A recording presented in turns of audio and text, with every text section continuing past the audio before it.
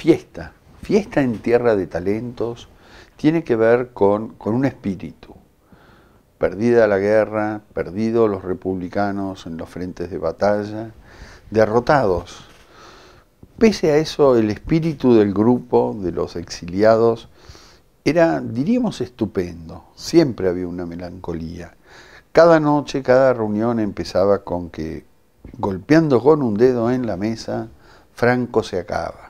Franco no se acabó durante decenas de años y realmente el espíritu de lo creativo, de la fiesta, de lo que eran los españoles y son, perduraba.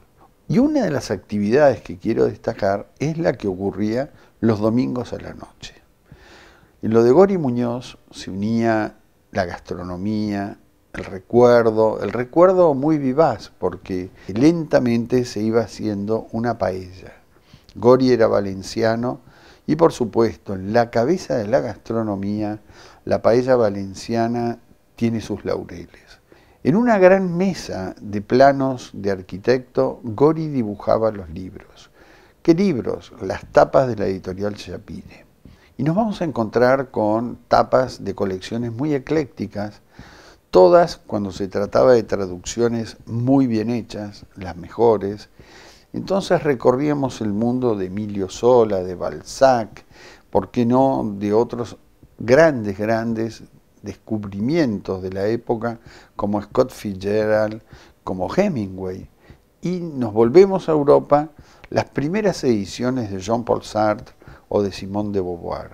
Todo ese mundo se nutría de comentarios, de aproximaciones, y siempre había alegría.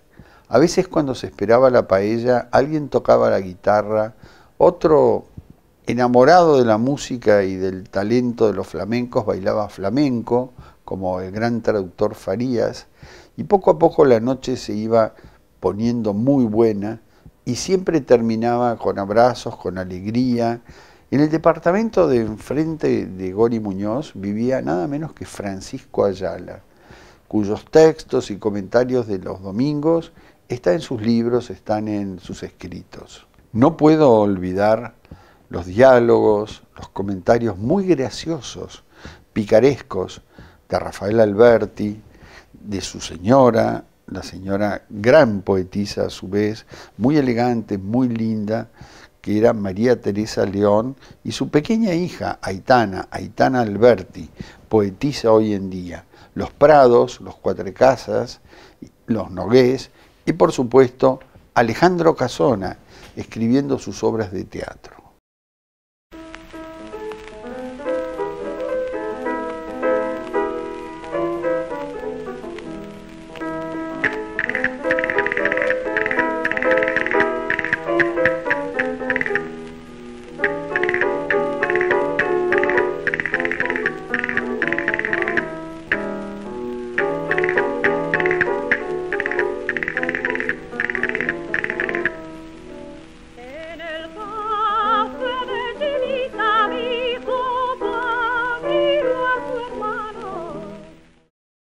Escenógrafo español Gori Muñoz se exilió al fin de la Guerra Civil Española en la Argentina, fortuitamente llegó a la Argentina también. Al fin de la Guerra Civil se exilia en Francia junto con su mujer, que fue actriz de La Barraca, María del Carmen García Antón. O sea, ya trabajó con García Lorca. Un día en un campo de deportes, viendo un partido de rugby, y viendo al estudiante Pardo, que era el que por primera vez me había hecho ver el auto sacramental La vida es sueño, me dijo de pronto: ¿no te gustaría entrar en La Barraca? Necesitan una chica y creo que tú servirás, pero tienes que pasar una prueba con Lorca, no es fácil, no creas. Era un sueño que tuve desde que la vi actuar. Recuerdo que recité y leí las coplas de Jorge Manrique y canté alguna cancioncilla popular acompañada al piano por Federico. Yo cantaba en los coros del maestro Torner y no se me daba mal del todo. Federico dijo algo al oído de Ugarte y alcancé a escuchar algo así como voz para la tragedia. Recuerdo cómo Federico leía las obras, haciendo todos los personajes, y cómo en los ensayos disponía, colocaba, nos movía con los hilos de su magia, como si fuéramos una parte de él. Aquellas excursiones con Federico, que tenía pánico a la velocidad, y decía con su bello acento granadino, más despacio, que nos vamos a matar. Y luego ese público virgen, ingenuo, que apreciaba todos los matices de Cervantes, en romances que Federico recitaba como jamás he oído decir. Ay, Federico, cómo hubieras sufrido al ver este fuego desatado en la España que tanto quisiste.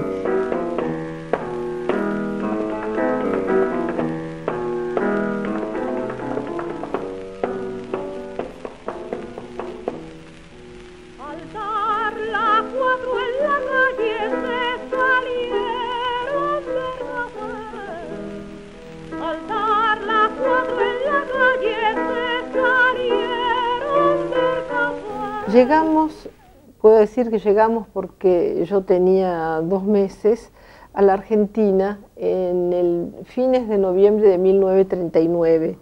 Mis padres se habían embarcado en La Rochelle, en Francia, y había sido muy difícil porque ellos ya no tenían papeles cuando vivían en París, refugiados después de la Guerra de España, y entonces el viaje resultó muy complicado y posible porque Pablo Neruda facilitó a mis padres unos papeles para ir a Chile. Entonces se embarcaron todos, nos embarcamos todos en La Rochelle, en el Masilia, y según todos los relatos que han contado miles de veces mis padres, el trayecto fue bastante complejo porque ya había estallado la guerra y todos los barcos franceses estaban perseguidos por submarinos alemanes.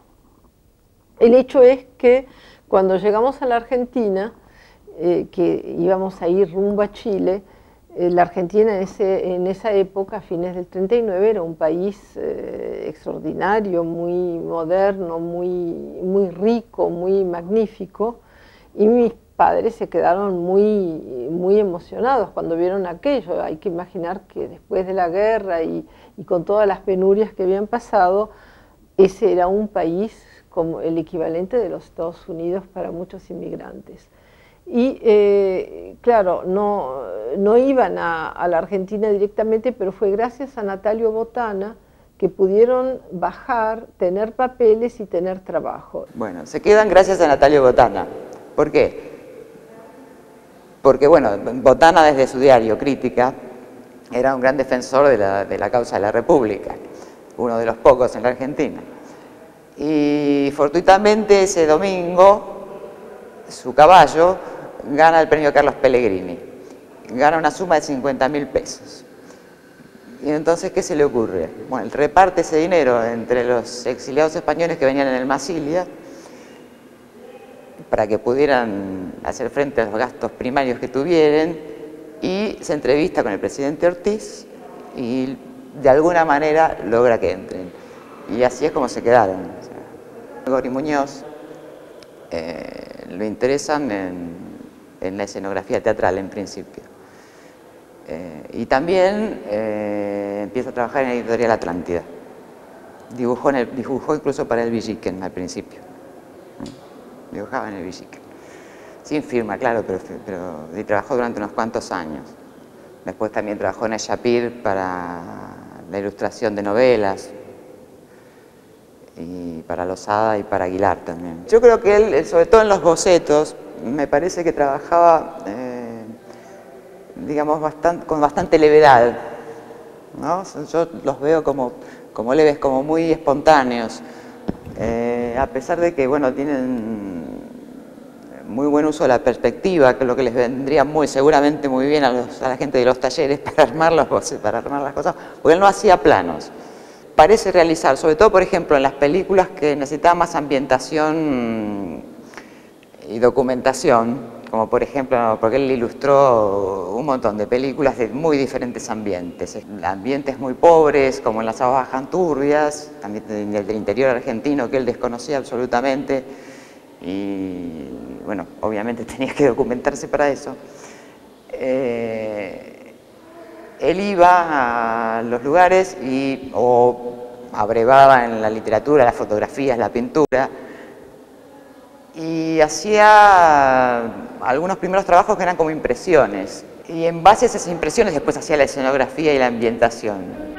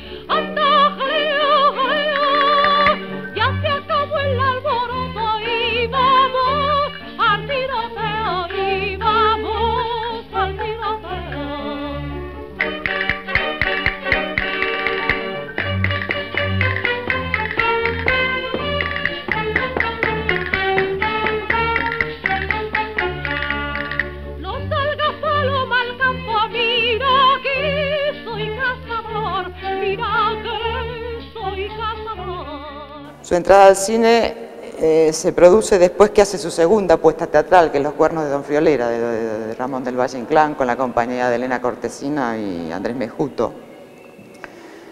Ahí Luis Zaslavsky ve la escenografía de esa obra. Le dice a Gregorio Martínez Sierra, otro español que estaba acá, no exiliado por la Guerra Civil, sino que había venido antes, que tenía la compañía con Catalina Bárcena. Zaslavsky le comenta a Martínez Sierra lo bueno de este trabajo, lo que le impresionó el trabajo de Los cuernos de Don Friolera. Dice, ¿por qué no lo contratas para tu próxima película? Y así se incorpora al cine con Canción de cuna de Gregorio Martínez Sierra, protagonizada por Catalina Bárcena. Después con él hace otras películas, la que podríamos decir que es la señera es La Dama Duende, pues Zaslavsky es el director. Película del año 45, en el que convergen prácticamente todos los españoles que había en la Argentina. Están todos, salvo la protagonista, que es Delia Garcés, todos. Hay tres cosas que son fundamentales en su trabajo que hacen que el cine argentino se renueve con él, gracias a él. Estas tres cosas son: la primera, la utilización de los colores en la escenografía a pesar de que las películas eran en blanco y negro, porque eso le da unas tonalidades muy diferentes. Después, como había estudiado algo de arquitectura y le interesaba mucho la fotografía, era un gran admirador del expresionismo alemán. Cuando llega nota que las escenografías en esas grandes galerías que había, sobre todo en los estudios San Miguel, que es donde empieza a trabajar, o donde hizo sus producciones más importantes, o más espectaculares por ahí, ve que las escenografías son enormes, alcanzan alturas de 3 metros, lo cual impide dos cosas. Una, el buen uso de la luz.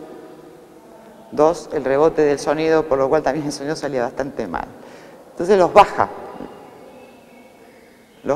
e incluso en algunos casos les pone techo. Y obliga al director de fotografía a trabajar de otro modo. Él fue el primero de los decoradores, escenógrafos, que llegó a hacer la dirección de arte en la Argentina, lo que hoy llamamos director de arte, que se ocupaba de toda la ambientación, el vestuario, de todos los aspectos que tienen que ver con la ambientación, trabajando a codo con el director. Su primera exposición de dibujos la hace primero en Madrid, después en Valencia, y tenía 19 años. Y frecuentaba todas esas tertulias de Madrid y de Valencia, de todos los intelectuales pro-republicanos. Y también obtuvo una beca y fue a estudiar a París, y bueno, allá compartió con Picasso, con Rafael Alberti, con personajes de gran envergadura.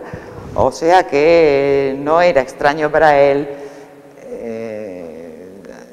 digamos, relacionarse con gente talentosa, muy por el contrario, casi era su pan de cada día. Él había hecho la primera decoración que hizo, no para película, pero sí decoración, fue la de la Exposición Internacional de París del año 39. Hizo el pabellón español a las órdenes de José Renaud, un conocido pintor y dibujante valenciano, de quien es discípulo él. En el caso de Chirita, dijo Paquiro a su hermano, soy más valiente que tú, más guerrero y más gitano. Soy más valiente que tú, más guerrero y más gitano. Sacó Paquiro el reloj y dijo que tuvimos la suerte de vivir en una Argentina que era algo extraordinario. Yo ya sé que cuando uno piensa en su infancia, siempre la infancia es una maravilla y todos esos años que son tan importantes para cada uno de nosotros aparecen como años fantásticos, pero me parece que la Argentina en esa época era un país de un dinamismo extraordinario, de muy alto nivel cultural y de mucha calidad humana. Yo de hecho viví toda mi vida en la Argentina, puesto que toda mi vida, en todo caso, hasta que me fui de este país por otras razones, viví 25 años y nunca se me ocurrió pensar que no era argentina, pero en realidad no era argentina porque había nacido en París,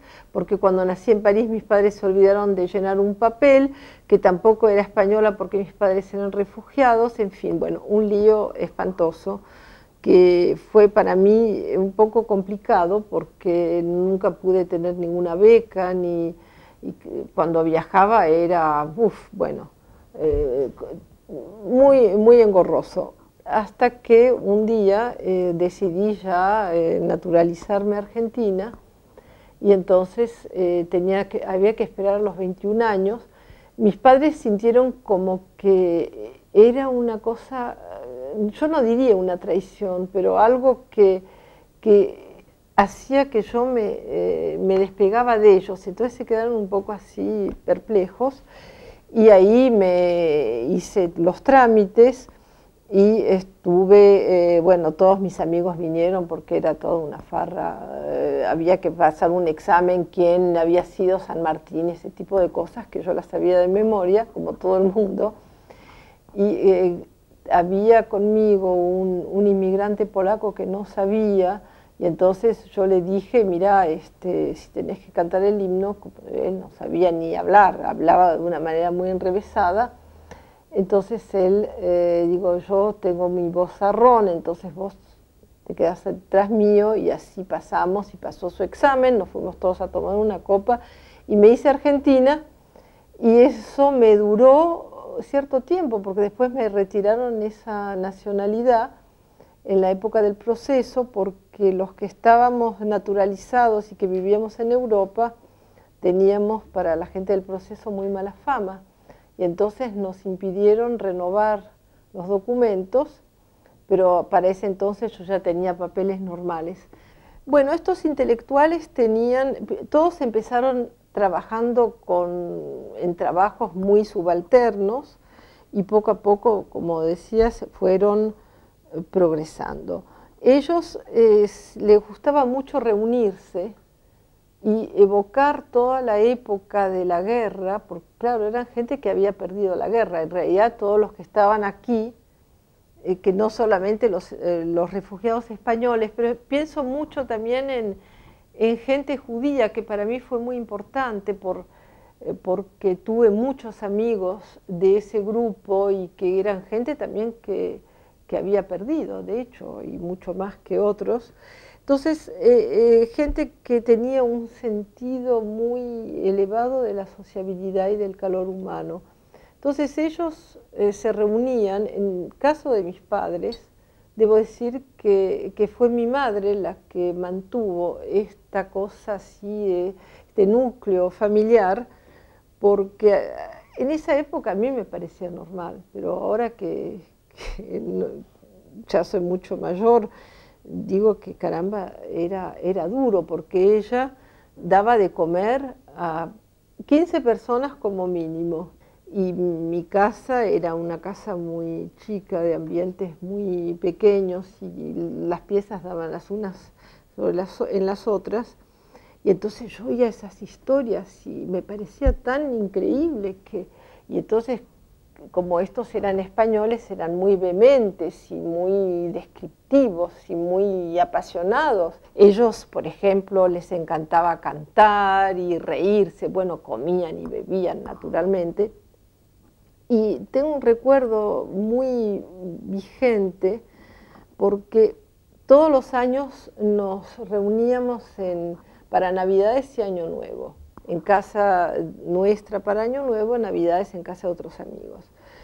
Y todos ellos cantaban y bailaban y contaban chistes y bueno, aquello era fantástico. Cuando se celebraba el Año Nuevo, se celebraba el Año Nuevo no como se podía celebrar acá en la Argentina, sino pensando en España.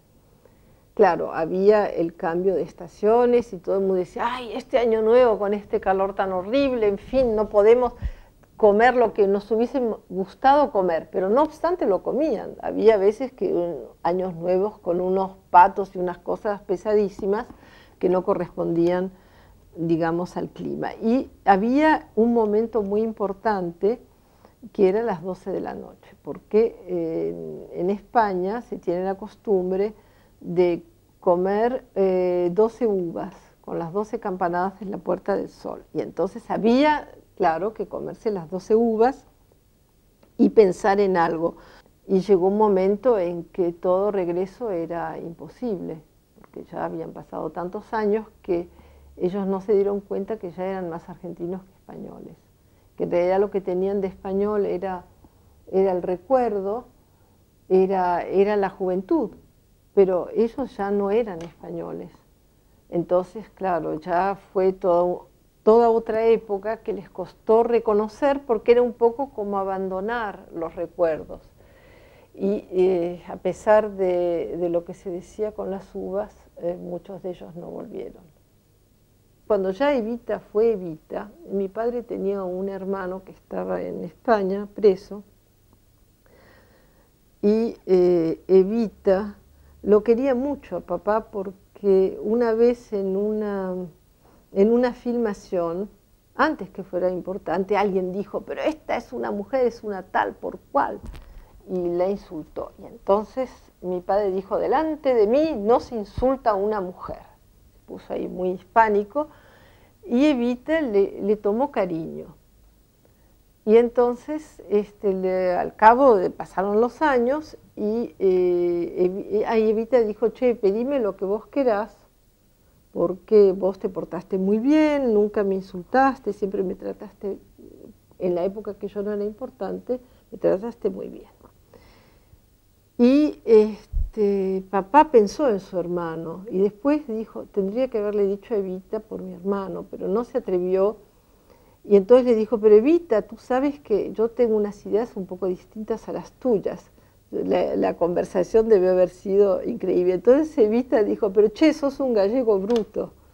¡Qué barbaridad! ¡Qué es increíble! Y entonces, bueno, le dio bronca, pero sin más. Y después, cuando falleció mi tío, papá dijo, bueno, caramba, tendría que haber quizá pedido, pero toda esta gente no pedía nada, no pedía un solo favor, porque les parecía que era inmoral, que era corrupto. Y entonces así fue estas anécdotas de Evita, que debió pensar que papá era una cabeza más dura que un barril. Durante mi infancia fuimos a veranear al Uruguay, como iba mucha gente, hasta que Perón después cerró la comunicación con el Uruguay por varios años. Primero fuimos a un lugar que se llamaba Piriápolis, y no solamente fuimos nosotros, pero fueron todos nuestros amigos, y era un grupo como de 25 personas. O sea que toda esta gente de Buenos Aires se desplazaba después al Uruguay y ahí seguían las charlas y las risas y bueno, y todas las historias. Y después fuimos a Punta del Este, que era considerado como mejor, que en aquella época era un lugar ya bastante más caro que Piriápolis. Y en Punta del Este fuimos a un hotelito que me han dicho que existe todavía y que mis padres lo llamaban, mi madre lo llamaba el Moravito porque parecía una mezquita que quedaba en la punta. Y ese hotel se llenaba también con los nuestros. O sea que en ningún momento había, digamos, una ruptura de todo ese familión. Todos estos marginales de la guerra, marginales en el sentido que los habían echado, aunque no fueran marginales por el talento ni la inteligencia, se encontraban juntos. Entonces estaban los republicanos españoles y también los judíos de la guerra, y eran un grupo distinto del de los inmigrantes, que era otra cosa, que habían obedecido a otras leyes y que habían venido. Y eso creo que era muy lindo porque hubo mucho intercambio de puntos de vista. En todo caso yo lo siento así como algo muy enriquecedor. Los domingos a la noche me solía distraer observando el mapa de Madrid. Eran todas las paredes blancas, pintadas a plumín, con muy buen pulso, también pequeños espacios con pintura. ¿Y qué representaba eso? Nada menos que el total del mapa de Madrid desde un punto de vista semiaéreo y semipeatonal. Acá vemos algunos de sus cuadros. Un muy lindo Oberá, donde realmente la selva se nos impone, y esta que asoma simpática. Por supuesto, contamos con los muy buenos dibujos que hizo él para un homenaje a García Lorca, a quien amaba, y por el otro lado era un muy buen amigo.